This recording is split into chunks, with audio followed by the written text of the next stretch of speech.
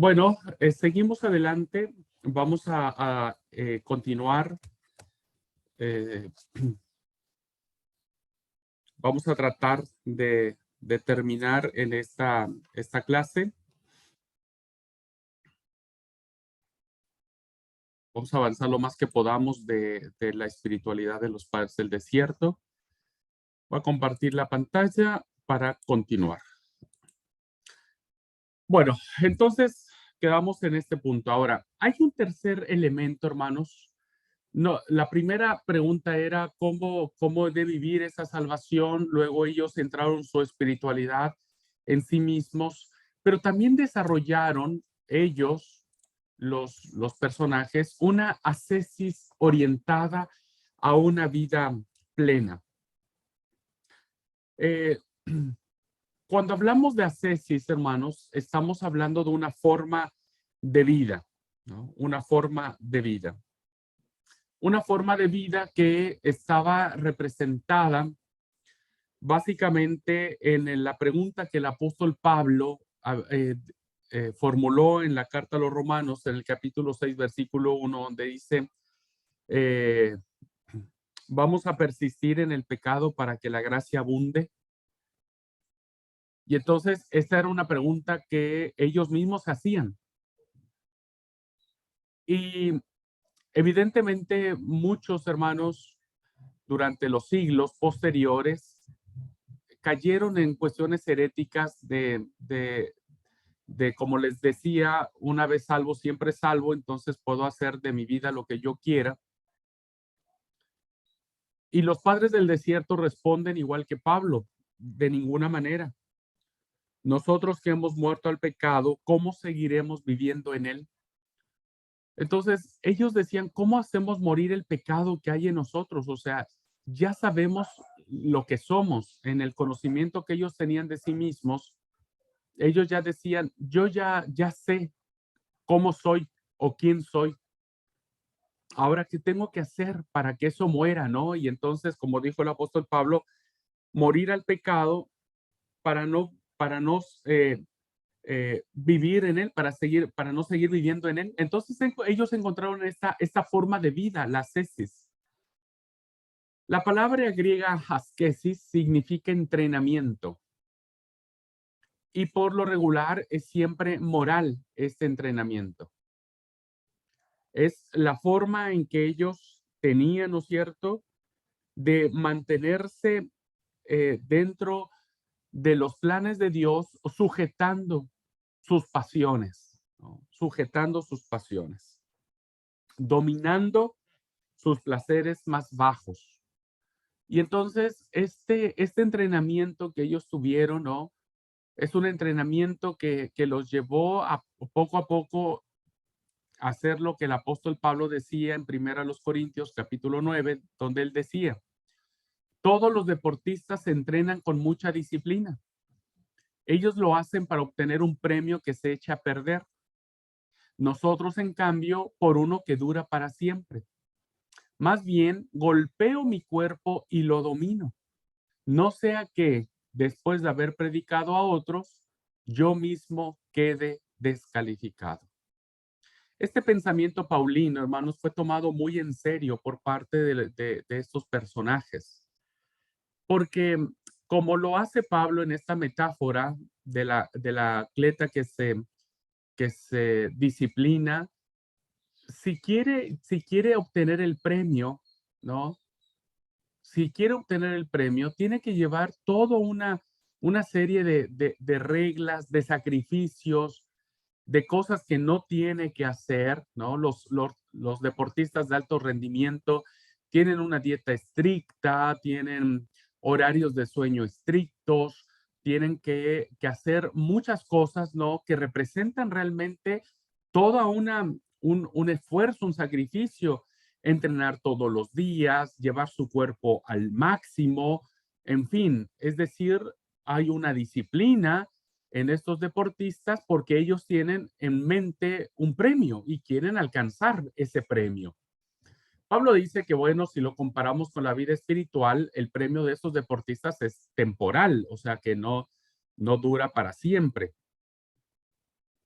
Pero Pablo insta a los cristianos a, a ir por un premio que es mucho mejor y es un premio duradero. Y entonces ese premio, hermanos, para alcanzarlo, también tiene que ir basado en una disciplina espiritual. Y Pablo toma estas referencias, ¿no? Y dice, golpeo mi cuerpo y lo domino. Porque evidentemente a veces las pasiones que tenemos dentro de nosotros no son tan facilitas, no son tan dóciles. Estas pasiones se revuelven dentro de nuestro interior y se convierten como monstruos, diríamos, ¿no? O como bestias salvajes que nos devoran.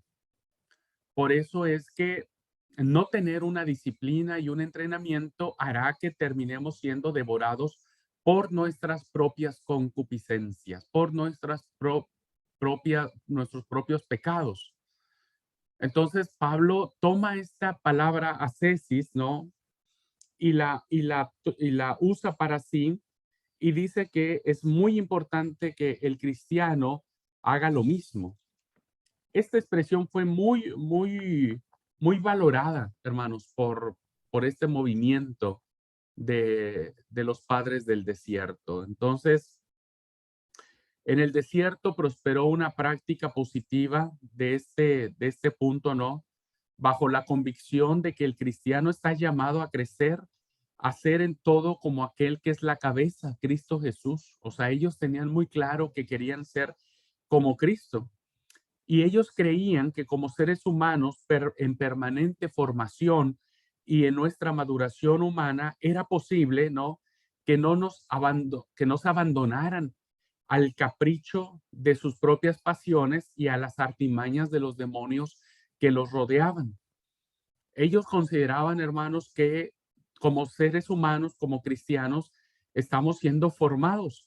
Y evidentemente no, como pasa en una formación de los hijos, al principio tienen que ser disciplinados para enseñarles cuando sean grandes a vivir bajo esas normas y esas reglas de comportamiento que los va a hacer eh, mejores personas. Entonces, el desierto desarrolla esta práctica en ellos, desarrolla el hecho de que no deberían sucumbir ante los caprichos que su propio cuerpo les demandaba, ¿no? En cuanto a, a sus pasiones y a los demonios que los rodeaban. Ellos lo veían así. Entonces, en esa guerra sin tregua que tenían consigo mismos, vieron a Dios como el principal actor, como el principal que podía ayudarlos. Por eso, hermanos, una visión de la disciplina que estos hombres tenían, ¿no? Como camino hacia la libertad y del disfrute de una vida plena, era conocer la verdad y no solo conocerla, sino practicarla. Jesús dijo que Él es el camino para la libertad, porque todo el que peca es esclavo del pecado. Porque dice, porque todo el que peca es esclavo del pecado. En esta disciplina, en ese entrenamiento moral que los padres del desierto desarrollaron, ¿no? Entonces hubo tres prácticas muy importantes que sobresalieron en esto. La primera es la huida con retorno, ¿no? Esto es muy importante hacérselos notar, hermanos. Miren, a veces nosotros hemos menospreciado el movimiento monástico y no quiero decir que ahora tengamos que construir monasterios bajo ninguna circunstancia, porque creo que no lo entenderíamos en mi entendimiento, ¿no? No alcanzaríamos a comprenderlo y lejos de hacer un bien, tal vez terminaríamos haciendo mal. Pero una de las críticas que tenemos hacia este movimiento monástico es que hemos hecho una, una interpretación de que, bueno, los que están allá es como alejarse del mundo, ¿no? Como que no me importa el mundo, como que yo me voy, yo quiero pensar solo en mí, entonces me dedico a la meditación, me dedico a la escritura, no me importa el mundo. Entonces es como decir, no, no, no, nosotros no vamos a hacer ese movimiento porque tampoco es separarnos totalmente del mundo. Y es así. Y estos personajes lo entendieron de la misma manera en que el Evangelio nos lo presenta. La huida con retorno, que se le conoce, es una huida donde ellos van al desierto, a ese encuentro con Cristo, a esa búsqueda de ser más como el Señor, a vivir una espiritualidad genuina, pero lo hacen para retornar a la gente. De alguna manera ellos vuelven a volcar todo eso en bendición, en beneficio de las personas que los rodeaban. Es decir, no tomaron estas prácticas de enclaustramiento, si podríamos decirlo en términos hoy comunes, para vivir separados del mundo, sino vieron en esto, ¿no es cierto?, huir porque se sentían incapaces de resistir las tentaciones que había en los centros del poder. Y entonces fueron al desierto y allí el callar, ellos callaron, ¿no es cierto? Ellos callaron porque esa práctica de callar tiene que ver más básicamente en guardar silencio, ¿no? En guardar silencio. Y ah, hay una historia que les comparto de un personaje que se llamó Arsenio, y esta historia dice, cuando el abad Arsenio rogó o le pidió en oración, Señor, llévame por el camino de la salvación. Escuchó una voz que le dijo, Arsenio, huye del mundo y estarás a salvo. Él, dócil a la voz, partió del incógnito de incógnito en una nave desde Roma hasta Alejandría. Y allí imploró de nuevo, Señor, llévame por el camino de la salvación. Y una vez más la voz le dijo, Arsenio, huye, guarda silencio y no dejes de orar, porque esta es la manera de no pecar. Ellos, hermanos, huyen, ¿no es cierto? Pero no huyen para no ser de bendición a las personas. Huyen para eh, prepararse ellos mismos, guardar silencio en el sentido de conocerse a sí mismos, de encontrar respuestas para que entonces a través de la oración, porque la oración era muy fundamental para ellos, pudiesen retornar, pudiesen volver y con sus actos impactar a la sociedad. Por eso es que los primeros movimientos de esta naturaleza hacían que las personas, estos personajes del desierto tuviesen contacto con las personas y las personas los buscaban para beber de esa sabiduría. A eso se le llama huida con retorno. No se enclaustraban para vivir sus propias vidas y olvidarse del mundo, sino iban en búsqueda de Dios, guardando silencio, orando profundamente y de esa manera poder bendecir a las personas. Y estas tres prácticas fueron muy importantes para estos primeros personajes, ¿no es cierto? Que hicieron que su sabiduría fuera muy profunda. Y les cuento ahora esta historia, ¿no? Que es una apotegma también muy interesante. Eh,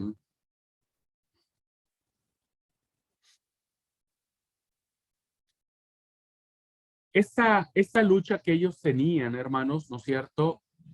Era lo que podríamos llamar una guerra espiritual, donde como en una batalla, algunas veces se vence y otras se sale maltratado. No es una lucha donde uno se obsesione por ser perfecto, sino más bien es una lucha que nos lleva a una vida de madurez. Y en cierta ocasión, dice la historia que aparece en la diapositiva, en cierta ocasión el discípulo de un anciano notable fue tentado a la impureza. en esa lucha de los demonios que ellos tenían, ¿no? Que ellos lo llamaban así. El anciano que veía su sufrimiento le dijo, ¿quieres que ruegue al Señor para que te libre de esta lucha? El discípulo le respondió, Padre, veo que estoy padeciendo mucho, pero siento también el fruto que saco de esta lucha. Por esto, pide al Señor en tus oraciones que me dé la fuerza para resistir. Y su abad le dijo, ahora veo, hijo mío, lo mucho que has adelantado y que me has superado a mí. Nunca ellos huyeron de los demonios, diríamos en ese sentido que ellos lo expresaban, ni de las tentaciones. Más bien, ellos aprendieron a poner su confianza en Dios. Y esta historia lo demuestra muy bien. El anciano le dijo, bueno, ¿quieres que rogue al Señor para que te libre de todo eso? Y él dijo, no, dice, porque siento que mientras más lucho, más fuerte me vuelvo, más confiado me vuelvo. Solo pedirle al Señor que me dé fuerza para resistir. Eh, ellos descubrieron, hermanos, que el núcleo de la vida espiritual es una vida que trata de llegar a ver a Dios y, y entra en comunión con Él para hacerle frente a esas batallas. Eh, Tuvieron que disciplinarse. La lucha necesita disciplina. Hoy ya vemos muchos cristianos indisciplinados. No nos disciplinamos espiritualmente y vamos a la lucha, esta guerra espiritual que tenemos, ¿no es cierto? Todos los días con nosotros mismos, con nuestras tentaciones, con, con lo que nos rodea. Y vamos a la lucha sin estar fortalecidos, sin ser fuertes, sin haber profundizado nuestra relación con Dios, sin orar, sin leer la palabra. Y entonces terminamos fracasados, terminamos heridos de muerte en esta lucha. Y me parece que algo que nos rescata esta espiritualidad es que debe ser una espiritualidad totalmente disciplinada, donde aprendamos a golpear nuestro cuerpo y a dominarlo, para que entonces no seamos puesto en burla con aquellos a los cuales nosotros les predicamos. Tenemos que sujetarnos, hermanos, como el cabestro sujeta a la mula, ¿no? Que está desenfrenada, también Dios tiene que sujetarnos a nosotros y nosotros tenemos que aprender a sujetar y a disciplinarnos y a golpear nuestro cuerpo. Mucho tiene que ver esto con el ayuno, hermanos. No voy a entrar ahora a discutir el tema, pero el ayuno en esencia no tiene como función el torcerle la mano a Dios, ¿no? No tiene como función el hacer un sacrificio humano, porque dejar de comer, para los que somos un poco tragones, representa un sacrificio, hermanos.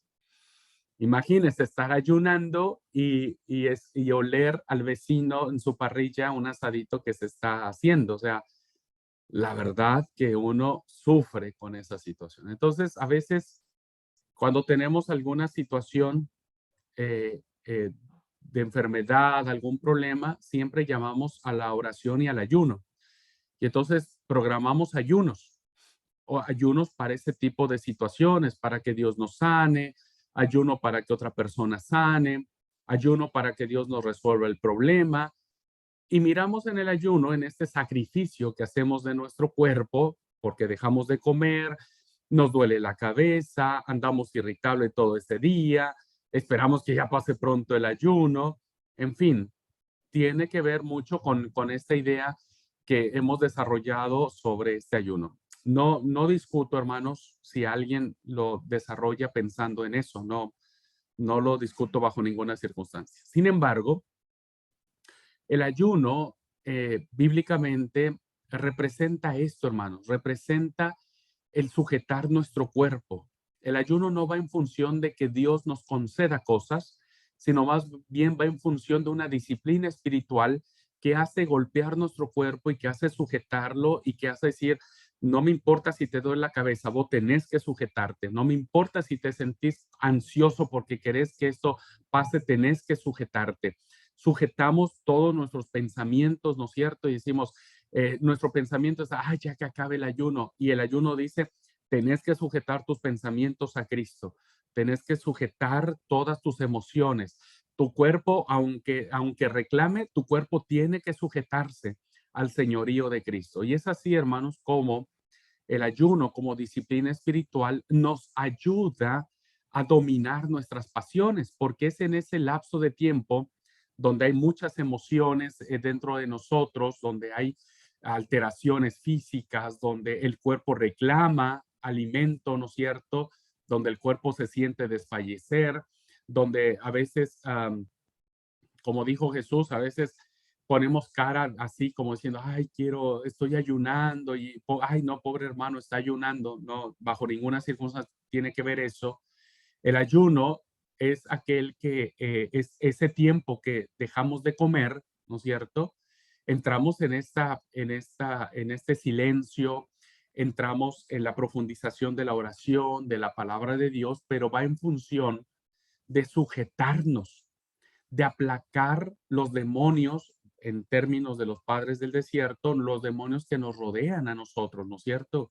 Nuestras pasiones. Entonces, empezamos a dominar nuestros pensamientos, nuestras emociones y los llevamos cautivos, dijo el apóstol Pablo, lleven cautivos todos vuestros pensamientos a los pies de Cristo.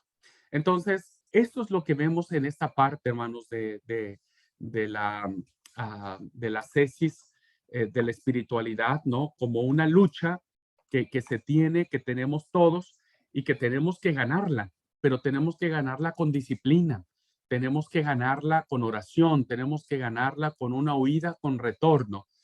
Huimos de lo que nos rodea del mundo, pero huimos para volver, ¿no es cierto? Para volver a bendecir a la iglesia, a las personas, a nuestra familia.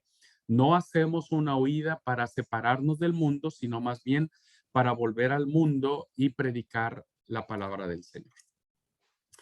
Por lo tanto, hermanos, concluyendo esta clase, decimos que es un viejo pozo de agua fresca. Todas estas formas de espiritualidad que promovieron estos hombres del tercer, cuarto siglo de nuestra era, hoy nos acercamos reverentes para beber de un viejo pozo que aún sigue vertiendo la frescura de sus aguas. La radicalidad de su fe, que es fundamental, la urgencia por su salvación, la honestidad con ellos mismos y la disciplina que aceptaron para buscar el rostro del resucitado son el reflejo de una herencia que debemos celebrar. Y diría yo también que no solo deberíamos celebrar, sino creo yo que deberíamos imitar. Necesitamos cristianos radicales en su fe, ¿no? Radicales en su seguimiento a Cristo, que tengamos la urgencia de mirar nuestra salvación en todos los aspectos y los momentos de nuestra vida. Necesitamos cristianos y cristianas con la honestidad suficiente de reconocerse a sí mismos y empezar a cambiar a partir de ese conocimiento. Necesitamos hombres y mujeres disciplinados espiritualmente, ¿no es cierto? En las prácticas que nos llevan a parecernos más a Jesús y no sucumbir ante la maldición de nuestro tiempo. Y la maldición de nuestro tiempo es la superficialidad de las cosas. La vida espiritual nunca será superficial, hermanos. El tesoro escondido y la perla de gran precio siempre están en lo profundo, ¿no es cierto? Y, y alcanzarlos requiere vender todo. Poseer el tesoro, poseer la perla, requiere acciones radicales, fe radical, requiere disciplina para que de esa forma, hermanos, al igual que estos personajes, también busquemos el rostro del resucitado y podamos imitar esta fe. Qué lindo sería, hermanos, qué hermoso sería. Nuestras iglesias tendrían un avivamiento espiritual del que tanto necesitamos. Nuestras iglesias y nuestras familias serían objeto de hombres y mujeres que estaríamos influyendo de manera positiva para predicar el evangelio, para anunciar a Jesucristo. Dejaríamos de perder tanto tiempo en pelearnos y en disputas y en rencillas y en que no le hablo a este y no le hablo a aquel. Ay, ay, ay, tanto tiempo desperdiciamos. Dios mío, que Dios nos perdone, hermanos, por perder tiempo, por estar enojado con un hermano, con una hermana, por no hablarle, porque él nos ofendió y él tiene que venir a pedirnos perdón. Cuando el texto bíblico dice, si te acordás que algún hermano tiene algo contra ti, deja tu ofrenda en el altar, anda, ve y reconcíliate con él. El texto nunca dice, espera que el otro venga y te pida perdón. Eso no dice el texto. El texto dice que si vos tenés, si vos sabés que hay alguien que tiene algo contra ti, deja tu ofrenda y anda, busca, reconciliate con tu hermano, busca hacer la paz. ¿Cuánto bien nos haría, queridos hermanos? Iglesias, congregaciones que fuéramos profundamente espirituales. Creo que eso sería muy importante, más allá de buscar el conocimiento, más allá de querer aprendernos la Biblia entera, ¿no es cierto? Más bien es vivirla. Y creo que eso daría tanto bien al evangelio del siglo XXI. Dios permita y ustedes y yo seamos promotores de esta espiritualidad, seamos promotores de una espiritualidad profunda y que nos sirva de inspiración a estos hombres y mujeres que decidieron hacer situaciones radicales. Dios nos ayude. Huyeron al desierto y entraron en comunión con Dios para hacerle frente a sus demonios. Ahora, nuestro propio desierto nos espera, hermanos, que esa es la gran pregunta. No, no es que nos vamos a ir nosotros ahora al desierto, ¿no? Y decir, bueno, listo, esposa, Bere, listo, nos vemos no sé cuándo, ahí te quedas, hacete cargo y viví como puedas, pero yo me voy a ir al desierto de Atacama, en Chile. No, pienso que hoy las condiciones son distintas. Evidentemente, las situaciones no son las mismas del siglo III, pero también nuestros propios desiertos nos esperan. Nosotros tenemos que buscar nuestros propios desiertos, huir a nuestros propios desiertos. Hoy, hermanos, sigue habiendo demonios que nos circundan, que nos rodean. El consumismo insaciable, el individualismo egoísta, la pobreza deshumanizante, el imperialismo mezquino, el fundamentalismo fanático, la violencia atroz y cientos de cosas más, ¿no? Las poltronas del poder, la corrupción, la concupiscencia de la carne, ¿no? La sexualidad desenfrenada que hoy tenemos. Esos demonios, en términos de los padres del desierto, abundan y no nos dan espera. No son de que, vos no estás preparado para combatir conmigo. Bueno, me voy a esperar a que vos estés preparado. No, ellos no esperan, hermano. Ellos atacan y atacan sin piedad. Por eso Pedro decía, ¿no? Que vuestro adversario, el diablo, anda como león rugiente buscando a quien devorar. No esperan, hermanos. Y entonces, hoy parece ser que la voz que escuchó el abad Arsenio en la historia que les conté, ahora nos dice a nosotros, huye, guarda silencio y no dejes de orar. Tenemos que huir a nuestros desiertos, una huida con retorno, ¿no? No es irnos y olvidarnos de que tenemos esposa, hijos y trabajo. No, no, no. Es más bien qué cosas son las que nos están rodeando, cómo estamos luchando contra ello, ¿no? Y cuál es nuestro desierto. Y en palabra de Barbosa de Sousa, el autor que nosotros vimos en nuestra lectura, dice algo muy interesante. Me gusta mucho lo que él plantea como desierto ahora nuestro. Dice, el desierto no debe ser visto necesariamente como un alejamiento geográfico y social, que es lo que les decía, no vamos a irnos al desierto del Sahara para vivir ahí, sino como una actitud. Eso es interesantísimo, hermanos.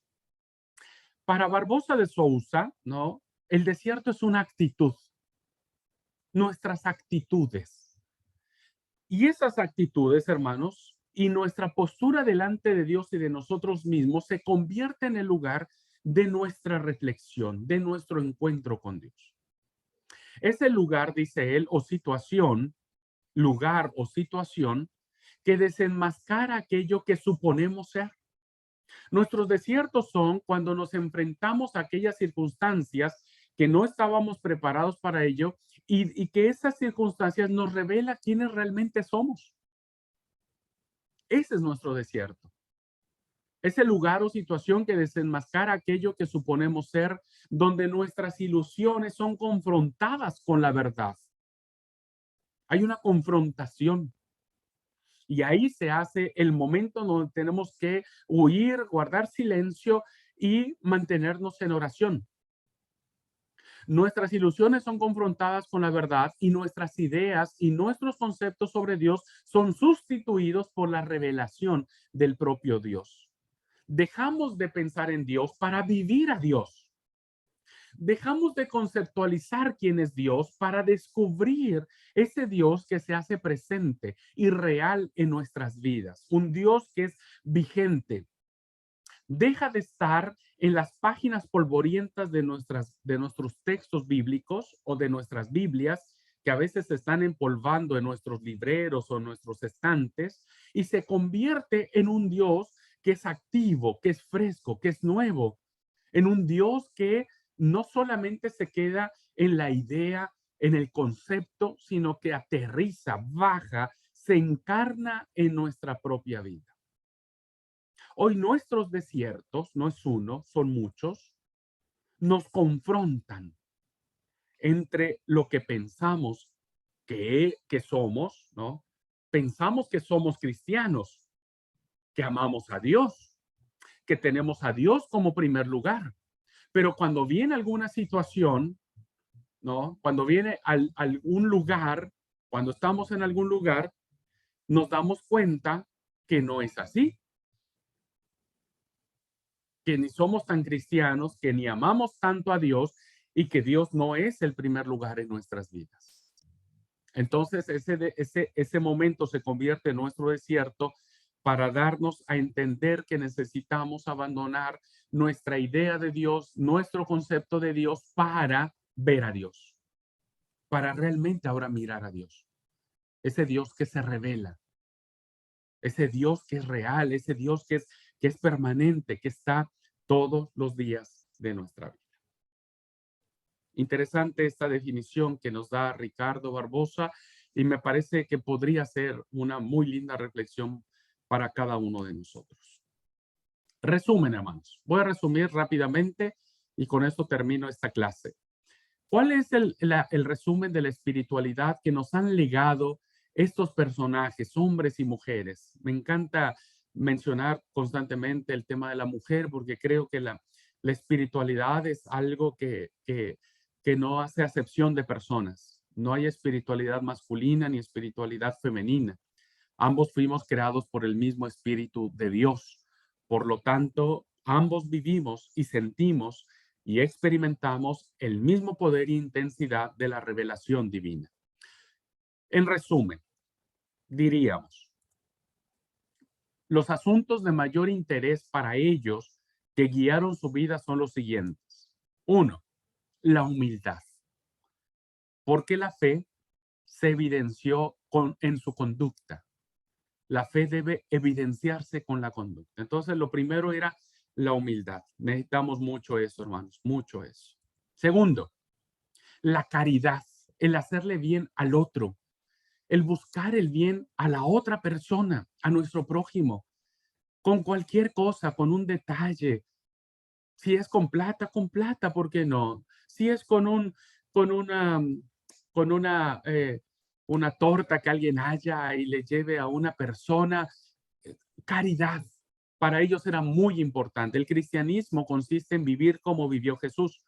Y Jesús, dice el testimonio de Hechos de los Apóstoles, pasó la vida haciendo el bien. Ese es el testimonio que da Hechos de los Apóstoles sobre Jesús. Pasó la vida haciendo el bien. Tercero, la conversión. Para ellos, hermanos, la fe era un camino de transformación diaria. Por eso la espiritualidad no entiende a personas que no han decidido cambiar, que no quieren cambiar, que siguen siendo los mismos. En, en, en, en, en ejemplo de los padres y las madres del desierto, la conversión es fundamental. Hay una transformación diaria. Cuarto, Satanás y los demonios. Para ellos, hermanos, estas realidades eh, eh, del mal, diríamos, eran presentes, eran reales. O sea, ellos no menospreciaban esto y sabían que Satanás y sus demonios luchaban para hacerlos caer. La realidad del mal se hace más evidente cuando se busca practicar el bien. Siempre mamá me decía antes, ¿no? Cuando era más joven, Satanás no va a buscar al que se porta mal. Satanás no va a tentar al que hace lo malo, porque ese ya es suyo, mamá decía. Satanás siempre va en búsqueda de aquel que quiere hacer lo bueno. Satanás siempre va a tentar a aquel que quiere portarse bien delante de Dios, porque eso a él no le gusta. Él se disgusta con eso y entonces él va a tentar por todos los medios. Esto es muy importante. Fue una conceptualización más allá de lo que hoy teológicamente podríamos debatir sobre este tema. Yo me quedo con la idea de que ellos estaban conscientes de esta realidad, de nuestro adversario, de nuestro enemigo, y que hoy muchos han tratado de minimizar y no, Satanás no existe, no, eso es invento del hombre. Yo creo que existe, hermanos. Yo creo que la realidad del mal existe y creo que si nosotros no tomamos conciencia de que eso existe, vamos a terminar siendo devorados por este león rugiente. ¿Qué más les importaba a los padres y las madres del desierto? El silencio, el silencio. Necesitamos acallar nuestros ruidos interiores y tener temor de encontrarnos con nosotros mismos, pero es inevitable. Todo aquel que quiere ir en búsqueda de las virtudes inmaculadas de Dios tiene que ir a la profundidad de su alma y tiene que guardar silencio para que con diligencia escuche. No lo que usted quiere escuchar, lo que yo quiero escuchar, sino lo que su corazón o mi corazón quiere decirnos. Fue muy valorable el tema del silencio. Quienes hemos tenido la oportunidad de ir a un desierto, nosotros tuvimos la oportunidad de cruzar el desierto de Atacama en nuestro viaje a Chile. Es increíblemente, hermanos, absorto el silencio. Nos paramos un momento, de verdad es algo que uno no puede entender, ¿no? Cómo ese silencio es tan absorto, tan ensordecedor, diría yo. Es un silencio tan ruidoso que la verdad digo, qué linda experiencia tuvieron estas personas. Las escrituras, algo muy importante. Ellos eran gente que se dedicaba a meditar en las escrituras porque era el fundamento de la fe. Una espiritualidad, hermanos, que está alejada del conocimiento bíblico no puede ser espiritualidad. No puede, no puede, porque está viviendo una espiritualidad que desconoce. La verdadera espiritualidad solamente nace del conocimiento que uno tiene de la bendita palabra de Dios. ¿Qué otra cosa? La salvación, como ya vimos, para ellos era importante. La salvación eterna, pero ellos sabían que la salvación empezaba aquí y ahora. Ellos sabían que en el diario vivir, ellos experimentaban la salvación. La misericordia, que era diferente al legalismo destructor que destruye a los demás, ellos eran personajes que eran muy comprensivos, principalmente para el que fallaba, principalmente para que el que erraba, ¿no? Eran muy comprensivos. No significa que eran tolerantes con el pecado, sino más bien eran comprensivos y extendían misericordia para aquel que había fallado. Bien, esto es para la siguiente clase. Y es así, hermanos, como nosotros terminamos este encuentro de nuestro acercamiento con los padres del desierto. Así es que, bueno, si alguien tiene alguna pregunta, podemos tener un minutito y si no, terminamos aquí la clase.